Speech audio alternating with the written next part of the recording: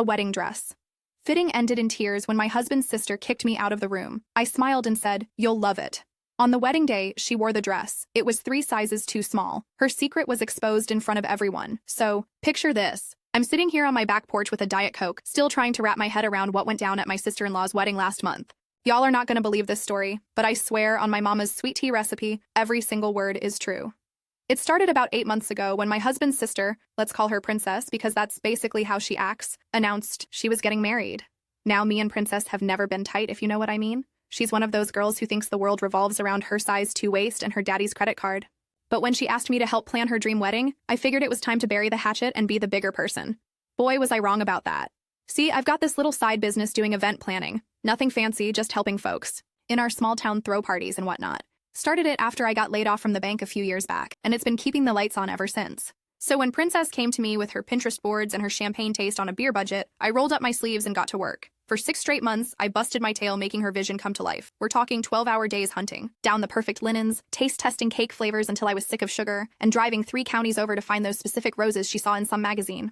I coordinated with vendors, negotiated prices, and even used my own connections to get her discounts she definitely didn't deserve. The whole time, Princess treated me like her personal servant. She'd text me at all hours with demands. Change. Her mind about everything at least twice and never once said thank you. But I kept my mouth shut because my husband kept reminding me that family is family, and we needed to keep the peace. The breaking point came during the final dress fitting, about 2 weeks before the big day. Now, I need to give you some background. Here. Princess had been going on and on about this designer dress she found at some boutique in the city. Cost more than my car payment, but daddy was footing the bill, so whatever. The thing is, when she first tried it on 6 months earlier, it barely fit. Girl was squeezing into that dress like sausage into casing, but she insisted it was perfect. Over the next few months, I noticed Princess had put on some weight. Nothing crazy, just the normal stress eating that happens when you're planning a wedding. But she kept insisting the dress would fit fine, that she'd lose the weight before the wedding.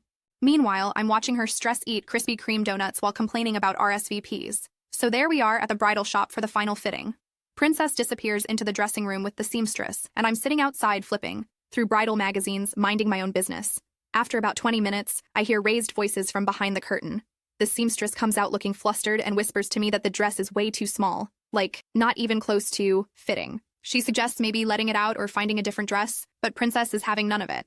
That's when Princess storms out of the dressing room, still in her regular clothes, face red as a tomato. "This is all your fault," she screams at me right there in front of everyone in the shop. "You've been sabotaging my diet. You're the one who suggested that taco place for our planning meetings. You're jealous because I'm getting married and you're stuck with my boring brother." I'm sitting there with my mouth hanging open like I'm catching flies. The other customers are staring, the seamstress looks mortified, and Princess is having a full-blown meltdown in the middle of this fancy bridal boutique. But wait, it gets better. She points her manicured finger right at me and says, "I don't want you anywhere near my wedding planning anymore. You're fired, and don't you dare show up to my fitting appointments again. This is my special time, and I won't have you ruining it with your negative energy." Now, I've dealt with bridezillas before, but this was next level.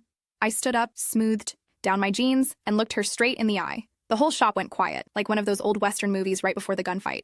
"Well, Princess," I said, using that sweet Southern voice that every woman down here knows means business, "I've put 6 months of my life into making your day perfect, but if that's how you feel, then I guess my work here is done." I grabbed my purse and headed for the door, but then I turned back and added, "Don't worry, honey. I'm sure you'll absolutely love how everything turns out." The seamstress gave me this look like she wanted to say something, but Princess was already demanding she figure out how to make the dress work. I walked out of there with my head held high, but inside I was madder than a wet hen. Update. Hey everyone, thanks for all the support so far. Some of you are asking if I actually sabotaged anything. I promise I didn't do anything underhanded during the planning process. I'm not that type of person, despite what Princess claimed. But what happened next at the actual wedding? Well, let's just say sometimes karma doesn't need any help. Should I have warned her about what I suspected would happen? When I got home, my husband took one look at my face and knew something was up. I told him the whole story, and for once he didn't try to defend his sister. He just shook his head and said, "I'm sorry she treated you like that. You didn't deserve it. But here's the thing. I knew something Princess didn't know." See, during all those months of planning, I'd gotten pretty close with some of the vendors. The seamstress at the bridal shop, Miss Betty, had been in the business for 30 years. She was this tiny little lady with glasses hanging on a chain, but she knew her stuff. A few days after the fitting disaster, Miss Betty called me up. She was worried, she said. Princess had come back demanding that the dress be made to fit, no matter what. Miss Betty had tried to explain that there was only so much fabric to work with, but Princess had thrown another fit and insisted it would be fine. "Honey," Miss Betty said in her gentle voice, "I've seen this before. That dress is going to split the minute she tries to sit down or move around too much. I tried to warn her, but she won't listen. I feel terrible about it, but she specifically told me not to contact you anymore." I thanked Miss Betty for the heads up and told her not to worry about it. What could I do? Princess had made it clear she didn't want my help anymore. The week before the wedding, I kept getting texts from other vendors asking about last-minute details. Apparently, Princess had been telling everyone I was still handling coordination, even though she'd fired me. The florist was confused about delivery times, the caterer needed final head counts, and the DJ had questions about the music playlist. I forwarded all the messages to Princess with a simple note. You'll need to handle these directly now. She never replied. My husband and I still went to the wedding, of course. Family drama or not, we weren't going to miss it. I picked out a nice navy dress from Target, nothing too fancy, didn't want to upstage the bride. We got to the church early and found seats toward the back. The ceremony was beautiful, I'll give Princess that. The flowers looked gorgeous, the music was perfect, and her new husband seemed genuinely happy. Princess looked stunning walking down the aisle, even though I could tell the dress was stretched to its absolute limit. Miss Betty had somehow managed to get it to zip, but it was tighter than bark on a tree. Everything went smoothly through the vows and ring exchange. Princess was glowing, her new husband was beaming, and even I had to admit it was a pretty perfect moment. For a second, I almost felt bad about how things had gone down between us. Then came time for the reception. Update.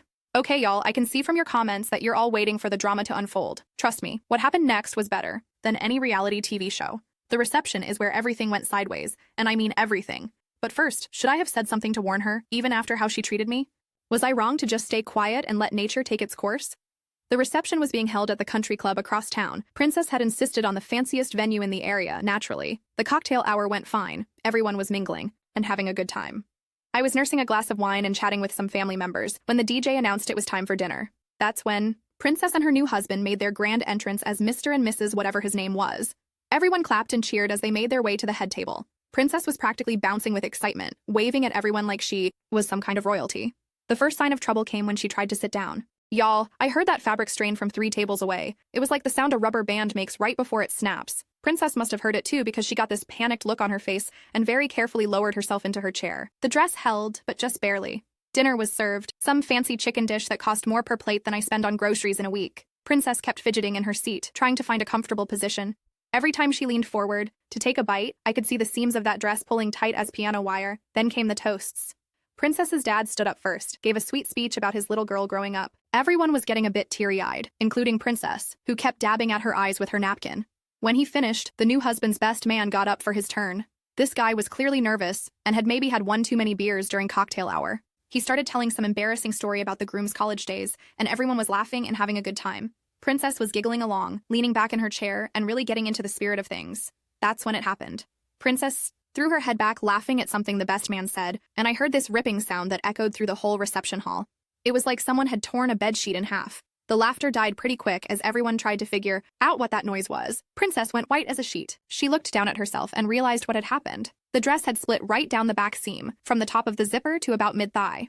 Her strapless bra and some very unflattering shapewear were on full display for everyone to see, but that wasn't even the worst part. See, Princess had been keeping a secret from everyone, including her new husband. All that weight she'd gained over the past few months wasn't just from stress eating. Girl was about 4 months pregnant and had been hiding it under Spanx and strategic poses in all the engagement photos. When that dress split open, it wasn't just her back that was exposed. The tight shapewear had been doing some serious work keeping everything tucked in and compressed. Once that pressure was released, well, let's just say her condition became pretty obvious to everyone in that reception hall.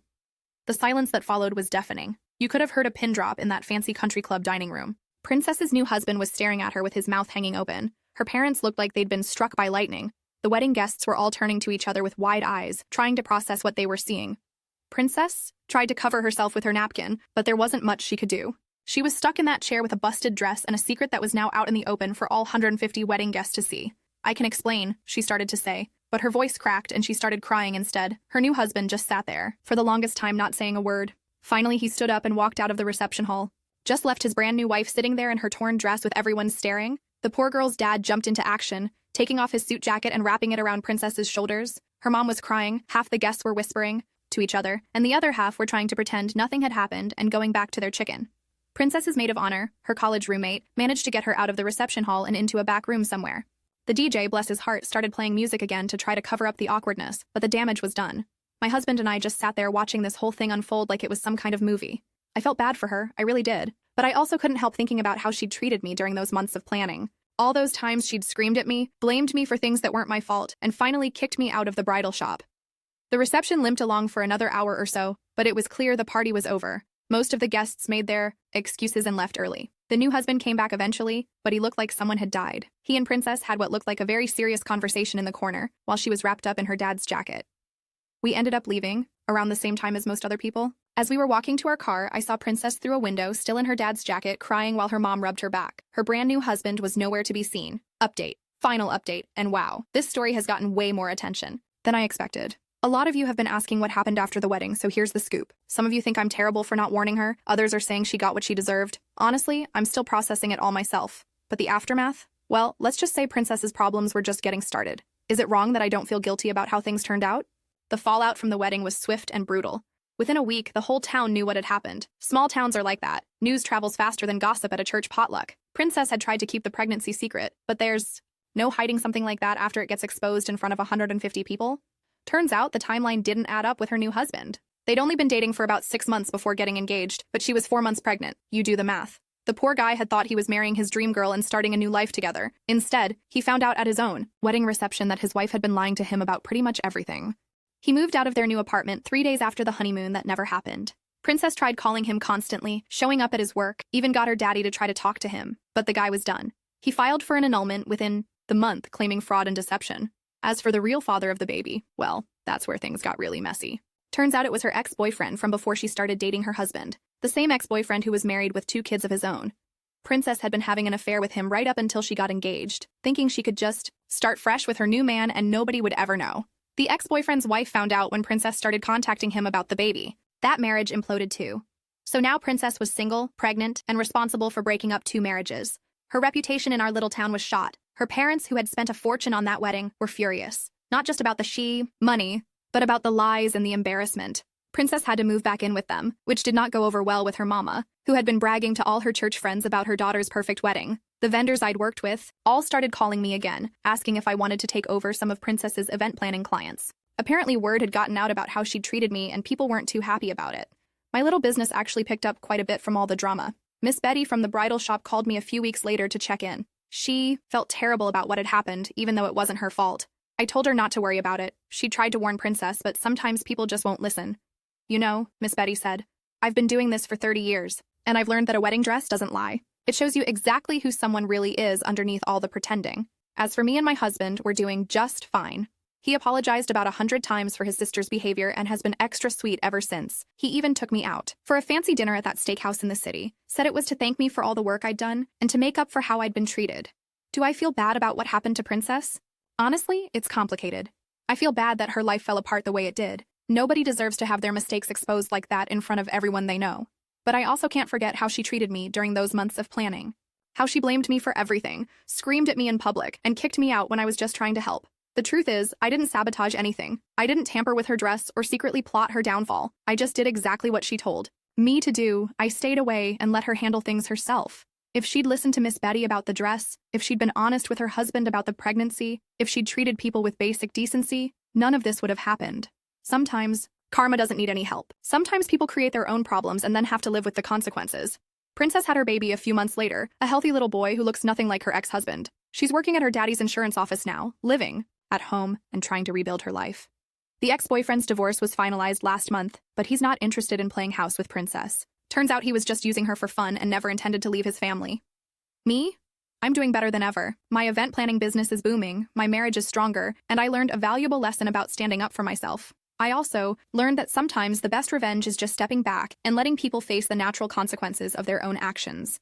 Looking back, I probably could have handled things differently. Maybe I should have tried harder to warn her about the dress or been more direct about the problems I saw coming. But honestly, after the way she treated me, I just didn't have it in me to go above and beyond for someone who had shown me nothing but disrespect. So there you have it, the whole messy story. Princess got her dream wedding, just not the way she imagined it. And me?